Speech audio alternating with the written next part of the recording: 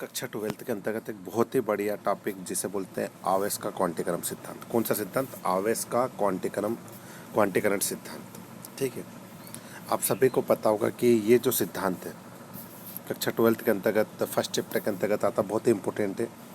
किसी पदार्थ में पाए जाने वाला आवेश, मतलब किसी भी पदार्थ में पाए जाने वाले आवेश एक निश्चित न्यूनतम आवेश के पूर्ण गुणज होता है। निश्चित पूर्णतम गुणज का न्यूनतम आवेश का पूर्ण गुणज होता है।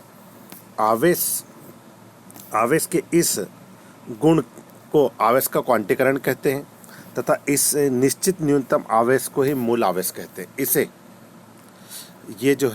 इसे Q बराबर, Q मतलब आवेश हो गया, क्या हो गया? Q क्या हो गया? आवेश। तो आवेश बराबर क्या होगा? प्लस माइनस n मतलब संख्या हो जाएगी 1 2 3 4 5 6 7 8 9 और E इलेक्ट्रॉन पर चार्ज कितना होता है ये आप सभी को पता होना चाहिए। जैसे अब ये आप आवेश के क्वांटीकरण में ये सूत्र जरूर लिखिएगा। कौन सा सूत्र? Q मतलब आवेश बराबर होता है प्लस माइनस n क्या हो जाएगा? पूर्णांक, जैसे 1 2 3 4 5 6 7 8 9 10 कुछ भी हो सकता है। और E पदार्थ में पाए जाने वाला इलेक्ट्रॉन पर आवेश, और इलेक्ट्रॉन पर जो आवेश है वो होता है 1.6 गुणित 10 की पावर -19। ये इलेक्ट्रॉन पर आवेश है। इलेक्ट्रॉन की खोज जे थॉमसन ने की थी। ठीक है, तो मैं आशा करता हूँ कि ये इतना आप जरूर से जरूर लिख दीजिएगा। अब आगे आवेश का संरक्षण, ये सेकंड नियम। किसी पृथक्करण निकाय का कुल आवेश सदैव नियत रहता है। जैसे ऊर्जा संरक्षण का नियम है, ऐसे ही आवेश के संरक्षण का नियम है। ऊर्जा संरक्षण के नियम में हम क्या कहते हैं? ऊर्जा को न तो हम नष्ट कर सकते हैं, न ही उत्पन्न कर सकते हैं।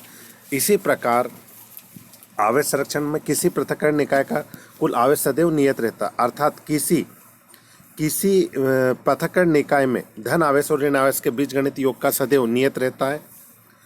जब वस्तु आवेशित होती है तो आवेश इसका स्थानांतरण एक वस्तु से दूसरी वस्तु में होता है, किंतु इस क्रिया में न तो आवेश उत्पन्न कर सकते हैं और न ही आवेश जैसे निकाय, ये एक छड़ है, ये छड़ इसके पास जा रहे तो ये आवेश, इसका आवेश इसके पास चले आएगा। उदाहरण के लिए देखो, जैसे ये धन आवेशित छड़ है और एक ऋण आवेशित छड़ है। यहाँ पर एक ये धन आवेशित है, ये ऋण आवेशित।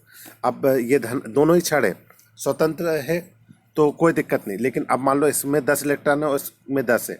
जब इन्हें आपस में रगड़ेंगे तो देखो इसके इलेक्ट्रॉन इसमें, तो जब इलेक्ट्रॉन जिस पर चले जाता है वो ऋण आवेशित हो जाता है, और जिसमें इलेक्ट्रॉन जिसमें से गया वो क्या? धन आवेश। तो यहाँ पर आप देखोगे, मान लो इसके 10 थे, यहाँ से 2 इलेक्ट्रॉन इसके पास चले गए, ये 2 इलेक्ट्रॉन, तो ये ऋण आवेशित हो गया पदार्थ, और ये कौन सा हो गया? धन आवेशित। तो ये हमारे आज हमने कुछ सिद्धांत पढ़े। कौन सा पढ़ा? आवेश संरक्षण सिद्धांत, आवेश का क्वांटीकरण। तो आशा करता हूं कि आप सभी को थोड़ा बहुत तो समझ में आ ही गया होगा। यदि थोड़ा बहुत भी आवेश का क्वांटीकरण आप परीक्षा में ये जरूर लिख कर आइएगा। Q बराबर क्या लिखोगे? Q बराबर प्लस माइनस NE।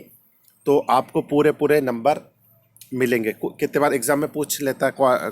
और कभी भी याद रखना, आवेश का क्वांटीकरण में N, ये जो N है ये कभी भी हमेशा एक पूर्ण संख्या रहेगा। क्या रहेगा? हमेशा एक पूर्ण संख्या, मतलब 1 2 3 4 5 6 7, कभी ऐसा नहीं रहेगा 1.2 1.3, ऐसा नहीं रहेगा। तो किसी पदार्थ में पाए जाने वाले आवेश एक निश्चित न्यूनतम आवेश के पूर्ण गुणज होता है। किसी पदार्थ में पाए जाने वाले आवेश एक निश्चित न्यूनतम आवेश के पूर्ण गुणज होता है, और आवेश के इस गुण को ही आवेश का क्वांटीकरण कहते हैं तथा इस निश्चित न्यूनतम आवेश को ही मूल आवेश कहा जाता है। ठीक है, एक जाते जाते बताता जाता हूँ। इलेक्ट्रॉन की खोज जे थॉमसन ने की थी। ये जो इलेक्ट्रॉन जाता है इसकी खोज किसने की थी? J Thomson. आज के लिए इतना ही। जय हिंद, जय भारत।